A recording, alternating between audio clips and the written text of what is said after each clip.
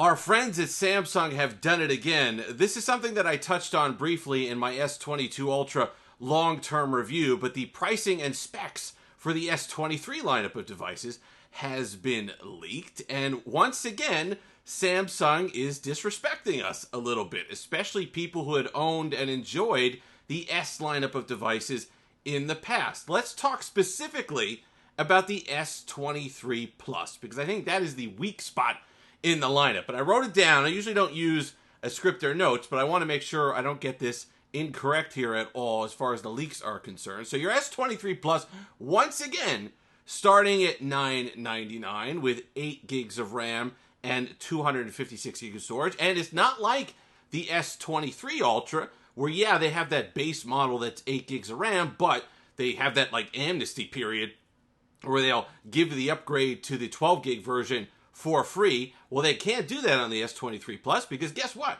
There isn't a 12 gig version. 6.6-inch display, 1080p. I don't care if it's still 120 hertz and they're using the same AMOLED technology. It just isn't quite the same. Smaller battery, and of course lacking the 200 megapixel wide-angle lens, which may or may not mean something to you. I mean, at this point with the 200 megapixels, quality of the image, as we know, means nothing when it comes to megapixels. That does not determine how good an image is. It's all about the processing and how it handles light and all the rest of it. So why not 1,000 megapixels at this point? But it doesn't have it, is the main point of what we're talking about here. It's a not flagship device because it doesn't have the best that they're offering, despite coming in once again at $1,000. They basically are forcing you to upgrade and spend more and get the S23 Ultra if you want the top of the line device, which if you're planning to do anyway.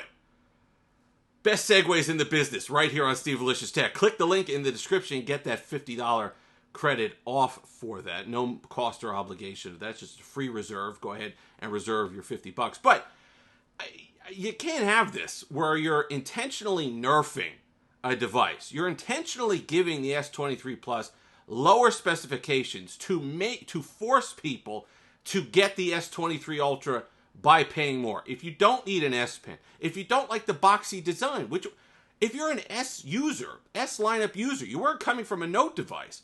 This is what you were used to for 10 years.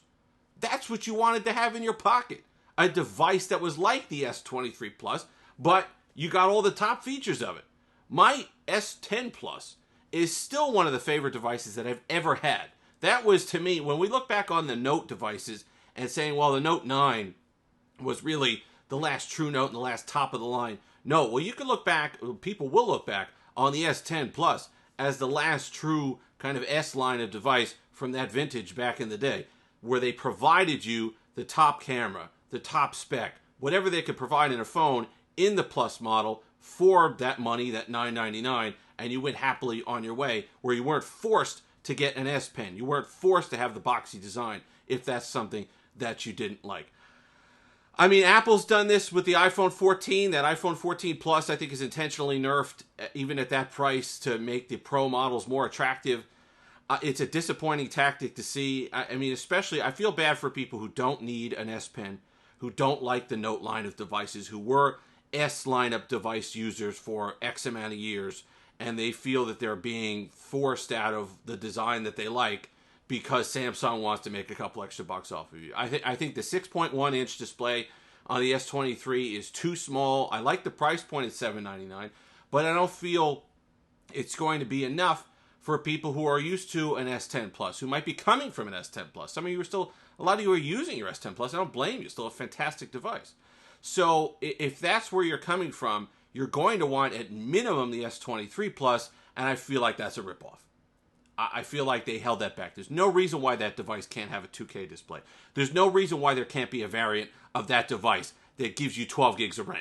There's no reason why that device can't have a 1 terabyte option for storage. All of these things that are available on the S23 Ultra that they are essentially forcing you to take. So, unfortunately, it's the same. They did it last year. They're disrespecting us again this year. I wish it were different. I wish Samsung would separate. You know, the pandemic stuff, the shortages are over. Like we said in the other video, Samsung makes 9 million devices. Don't tell me that, well, we had to trim down the line because it was getting a little too much and the supply chain, all the rest of it. How many A devices do they make? They're releasing one a minute. They make 9 million products. There's no reason why they can't separate the Note lineup from the S lineup once again and have a return of the Note. You can have the same design that you have for the S23 Ultra, just make it a Note again, add a couple things to it, and give people a top-of-the-line option for just the S23 Plus. No reason why that can't happen, other than just the money grab that they're going to make on it and frustrating consumers. Because if you're somebody who loves that design, let me know. If you're someone coming from your S10 Plus, and you don't like the boxy Note design, I don't blame you. I personally like the boxy Note design. But I know a ton of people who love their S21 Ultra because it doesn't have that. So they're kind of leaving you no place to go. If you want the top-of-the-line features, you're forced to take on something that looks like a Note, which people intentionally avoided over the years.